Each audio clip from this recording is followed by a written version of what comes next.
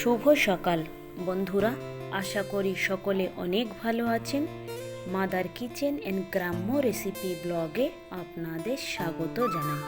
বরাবরের মতো আজও একটা নতুন ভিডিও নিয়ে হাজির হয়েছি আপনাদের সামনে। সবাই মিলে আজকে পিকনিক করছে, সব এক একজন এক একটা কাজে ব্যস্ত।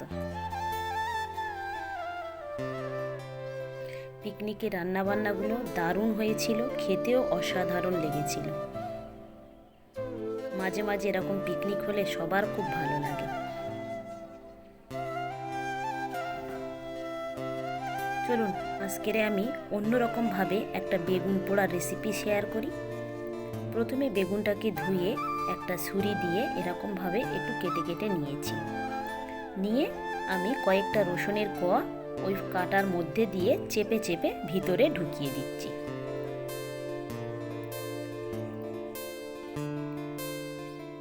এবারে আমি অল্প একটু সর্ষের তেল নিয়ে পুরো বেগুনের গায়ে ভালো করে মাখিয়ে নিচ্ছি।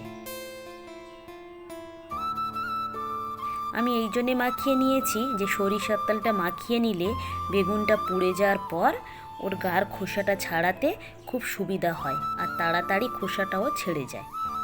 এবারে আমি গ্যাসের ফ্লেমটা একেবারে লোতে রেখে একটা স্ট্যান্ডের উপরে বেগুনটাকে ধীরে ধীরে সময় করে পুড়িয়ে নিচ্ছি।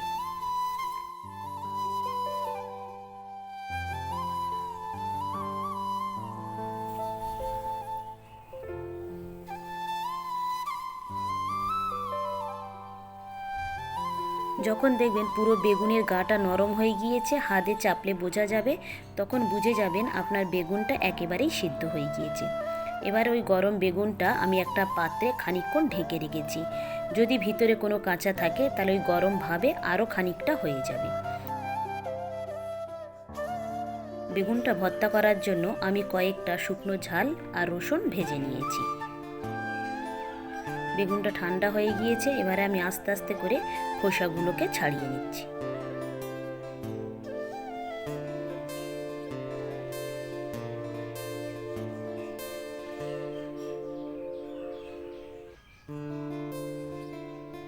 ভর্তাটা করার জন্য প্রথমে আমি লবণের সঙ্গে শুকনো ঝালটা ডলে নিচ্ছি, তারপরে রসুনগুলো ভালো করে ছেনে নিচ্ছি। আপনারা যে যেমন ঝাল পছন্দ করেন আপনাদের স্বাদ অনুযায়ী আপনারা ঝালটাকে ব্যবহার করতে পারেন। এবারে আমি বেগুনটা নিয়ে নিয়েছি।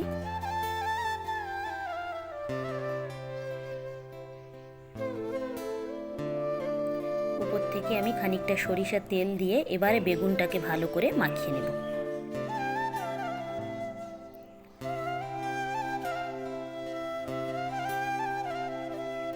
কয়েকটা কাঁচা লঙ্কা কুচি দিয়েছি আর ছোট ছোট করে কেটে রাখা আদা কুচিও নিয়েছি।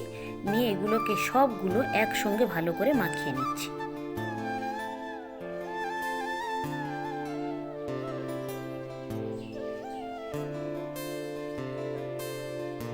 ভালো করে যখন মাখানো হয়ে গিয়েছে তখন আমি উপর থেকে অল্প একটু পাতিলেবুর রস দিয়ে দিয়েছি। এই পাতিলেবু রসটা দেওয়ার ফলে আপনার বেগুন ভর্তাটা স্বাদ দ্বিগুণ পরিমাণে বেড়ে যাবে। অবশ্যই আপনারা একবার এরকম হলেও বাড়িতে তৈরি করে খাবেন। গরম গরম ভাতের সঙ্গে এরকম বেগুন ভর্তা থাকলে আর কিছুই লাগবে না। এই বেগুন ভর্তা দিয়ে খাওয়ার জন্য আমি কয়েকটা মাছ ভেজে নিয়েছি। ভিডিওটা তাহলে এখানেই শেষ করছি। ভালো থাকবেন, সুস্থ থাকবেন, আর ব্লগটি কেমন লাগলো অবশ্যই জানাবেন। ভালো লাগলে একটা সাবস্ক্রাইব করে দেবেন। দেখা হবে পরবর্তী ব্লগে।